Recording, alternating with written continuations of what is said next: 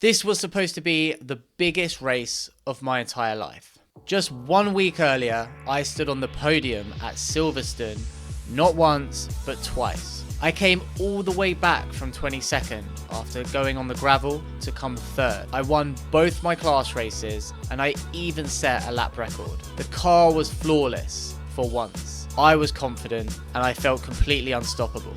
So naturally, I came to Snetterton thinking and dreaming of that first podium in the F1000 Championship. Surely I could bring the same pace and energy to the Snetterton weekend, right? But of course, things don't always go to plan. The racing gods don't care about your dreams, they just care about chaos. And we got chaos.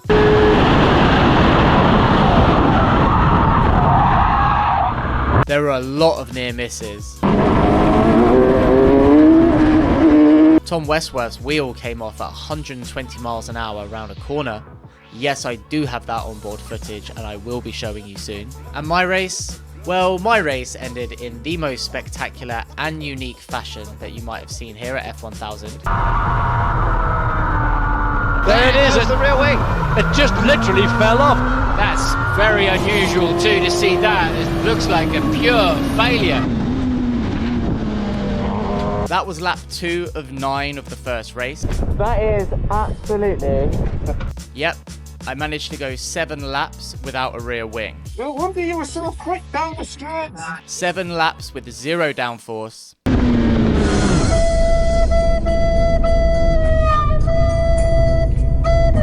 So strap in, this is the full story of my Snetterton weekend for the F1000 Championship.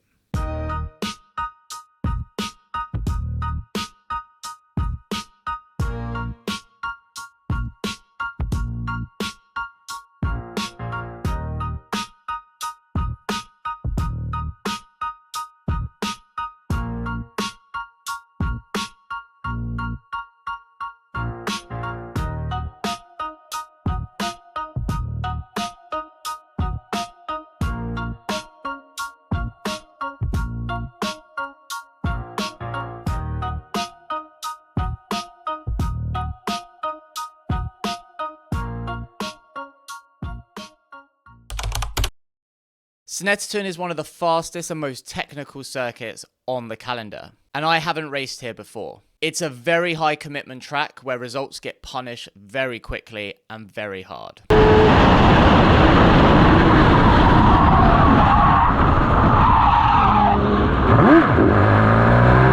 Turn 1 is a 135 mile an hour approach with a light brake and a big turn in. You're back straight on the throttle for a double apex, right?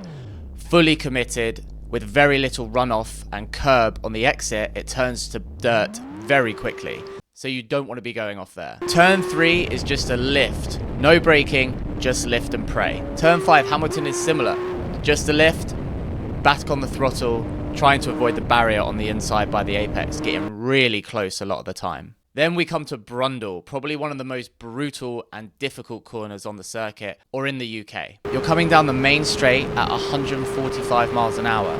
This corner is then one that you're going to brake really hard whilst you're turning left, because then you're going right for the next corner with a huge sausage curb on the inside. The car is completely unsettled. You're doing a lot because you're going down from 6th all the way down to 2nd whilst braking and turning at the same time, ready to throw the car right on the exit. And then we come to Coram, an infamous corner. It's a fast right-hander that bends round. You'll fully commit flat on the throttle in the F1000 about halfway round.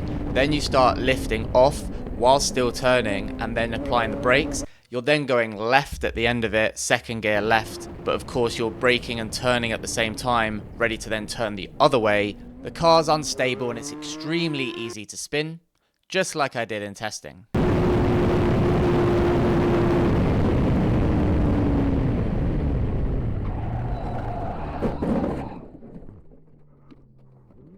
That small little mistake cost me £460.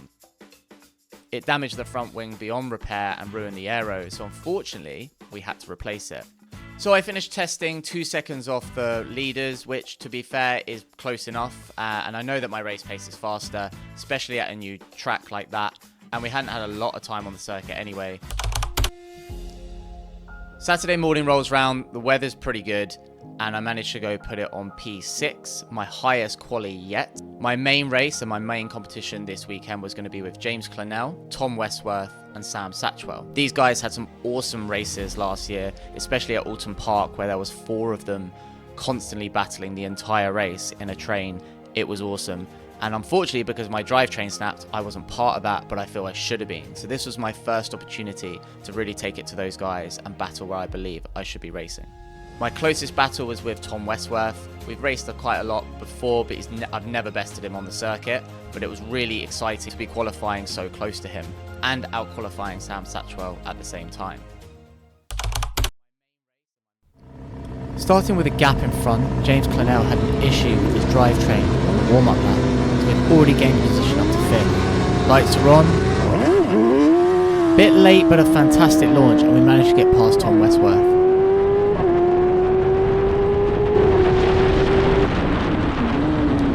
A couple of laps later, defending from Sam and Tom, but still managed to keep up with the front 3. We actually managed to do this for 2 laps. This is where we're coming around Coram. I've got Tom Westworth all over me behind. If you watch the hands, that snap there, that's the rear wing coming off. So for a little bit of context here, I want you to really understand how difficult this race was. If you don't know what a rear wing does in Formula 1 or any kind of racing. At Button's performance, and the more laps. Oh, massive rear wing failure for Kimi Räikkönen, and a huge off for the McLaren driver. That was very, very scary. It produces a lot of downforce, especially in our cars, to the rear tyres. More downforce means better braking, a more settled car, so faster and better cornering speeds. As these are rear wheel drive cars, that's where all the grip comes from. So if you have less downforce, you're going to have less grip. The rear is going to be lighter, so it's going to be a lot more likely to oversteer in high-speed corners or oversteer on the exit when you put the throttle down. Everything's just more difficult, basically. So as you can see from the footage, I was going round Coram, which is, again, is quite a high downforce part of the circuit because you're coming in very fast, and the rear wing just decided to disappear. As you can see from Tom's car, this is what happened. Now, if you watch really closely, notice the snap that happened as it happened in the car. Now, when I was driving, I didn't notice that this has happened because obviously I'm focusing in front of me, not looking behind me. Like F1 and other professional racing series, we don't actually have radios in the car, so we purely rely on the pit wall for the board, but also our mirrors to see if anything's wrong with the car. So the main plane remained, so when I looked in the mirror, there was something there, and I hadn't quite clocked on that I had no rear wing. I rocketed down the straight with this new lower drag DRS system, and of course then I'm entering into turn 1, a big commit corner. Of course, what I didn't realize was happening was I was entering the corner a couple of miles an hour faster than I usually would, and that's when the rear stepped and I had to save it, not once but 3 times through the corner. On corner entry and turn-in, mid-corner it tried to go, and on the exit. I think this demonstrates how difficult the car is to control when you've got no rear wing. No wing, it feels like you're on ice skates. Every single lap was a battle like this. Of course, I'm never going to be able to hold Tom back. We're as fast as each other. And unfortunately, I was never going to hold him back. And also Sam Satchwell. The problem is, as well, as you can imagine, is with all the sliding around that's happening, trying to keep control of the car, my tyres are overheating as well. So I'm doing damage to the tyres, which is making everything worse. And I'm trying to keep the fast guys behind. So Tom gets past pretty quickly, and Sam Satchwell gets past me a bit later on after a mistake. So I'm running still in P6. I then had David Williams come up behind me. Now David, I've raced quite a few times before, most recently at Donington Park. I know he's aggressive and pretty quick, so I was going to have a real difficult job keeping him behind me. You can't give him any space. We swapped positions a few times, me getting past him often on the straights because of the DRS and the insane closing speeds, and him getting past me when I make small mistakes coming out of some of the hard, more difficult corners with no wing. I got extremely lucky that going into Hamilton, he overcooked it and I managed to sail past. You might think that that was then me easily closing out P6. You'd be wrong. Adam Walker, the veteran of F1000, who's been in the championship over 18 years now, was looming behind me in my rear mirror. I had to keep him behind me for an entire lap. I saw the final lap board and thought, let's try and bring this home. So I did kind of back off a little bit, but of course he was getting closer. He nearly capitalized on that going around the outside of Coram, the final section. When I spoke to him after the race, he said that he's gone round people before there. So that really demonstrates if you've got experience at a track before, you might know little secrets like that about where you might be able to pass. And of course I was having to lift more because I had no downforce. He lunged up the inside, I shut the door, and luckily I know I can do that with Adam. We've had a lot of good racing in the past, and I managed to cross the line in P6 without a rear wing. Funny story about that, my sponsor Sam Venning of Woofs said to me before the race he would love to get a wing or something with the branding that he could put into his sim room onto the wall, as he likes his art, and this would be an awesome piece of memorabilia. Well, Sam, you jinxed that one, didn't you? No one in the history of my team has ever lost a rear wing during a race, apparently. It's the first time they've seen it. So thanks for that. And thank you for your support and guidance, mate. I hope you and the Cuban Missile enjoyed your first race weekend. I'm really excited to announce the sponsorship and the partnership in a video coming soon. So of course the rear wing was quite easy to fix, especially because I could just go get the parts from the marshals on the side of the track. That was quite entertaining, collecting the rear wing and walking past some fans who had seen it come off. We managed to piece it back together and get it back ready for this race on the next day, on the Sunday, which I was really excited for because I was showing pace and car control like I hadn't before, and I was going in with the reverse grid, starting one place higher in P5. I really thought I was going to get an amazing launch and get past it. Of course, all I had to do with the reverse grid was get a better launch and show commitment and big overtakes on the first couple of corners, and maybe I'll get into P1 with my best chance at a new highest finish. So could I challenge for the lead? If you follow my races before, when it comes to a reverse grid, you probably know what's about to happen. Starting on the right side this time, closer to the wall. And we managed to stall it. Get going. Matt Higginson was extremely close to hitting us, and unfortunately we just dropped straight back behind where Tom was. So obviously throughout the race we started to gain some positions pretty quickly. Very close to going into Eric Cal there. I'm really surprised that he let us go around the outside of him here, but we managed to make it stick.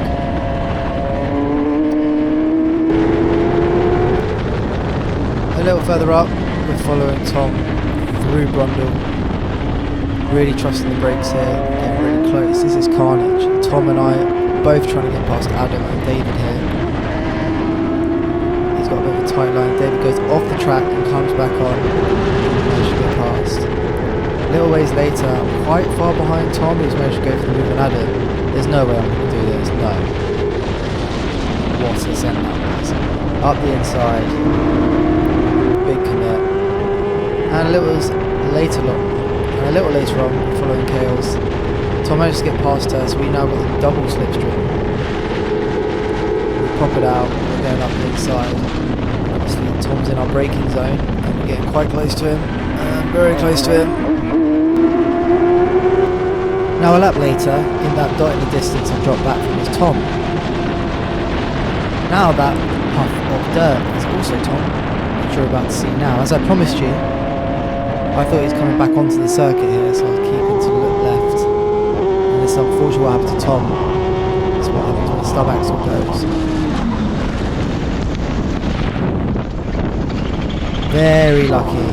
Very lucky not to end up in the barrier here.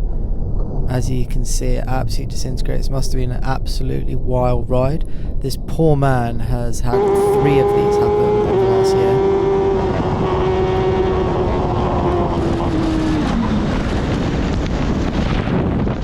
Very lucky not to end up in the barrier. And then that's me a bit later on that straight. I've just got this weird issue. You can hear that there. So my hand goes up. Absolutely gutted here. I've done so well to bring it back. I was running 5th, so again my best finish. Oh, 5th only because Tom went off, of course. Just watching everyone fly by. Absolutely gutting feeling. knowing where I can pull off, praying it's not expensive, but knowing it will be. So unfortunately, something went wrong with the battery.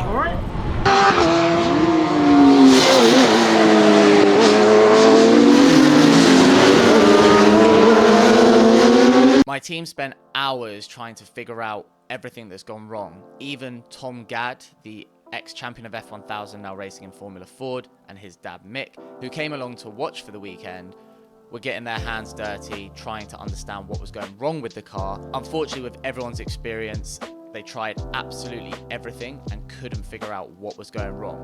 The alternator was delivering the right amount of volts, but it wasn't getting to the battery. And without taking the car apart, they wouldn't figure out what was wrong. Obviously, I'm fuming because I just got a new ECU and a new loom, so this really shouldn't be happening. It's a bit of a confusing one. We still haven't figured this out a week after the race, which meant I had to watch race 3 from the grandstand. Hearing the 5 seconds to go, the lights are on, the lights go out, the engine's revving over the tannoy was really, really difficult.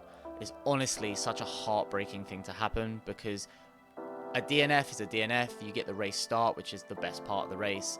You get some action and you have, and for me personally with my YouTube channel, it is a part of the story. What isn't fun and what isn't nice is having to pay all this money and sit there because unfortunately you can't fix the car and you just have to watch others go and have fun without you. Although I do appreciate the privileged position that I'm in. But let's focus on the positives from the weekend. I got my highest result yet in the F1000 Championship, P6. So continuing that amazing drive and determination and pace coming from Silvertsone the weekend before. I achieved that without a rear wing. That's like with half a car, with half the downforce, relying on the mechanical grip.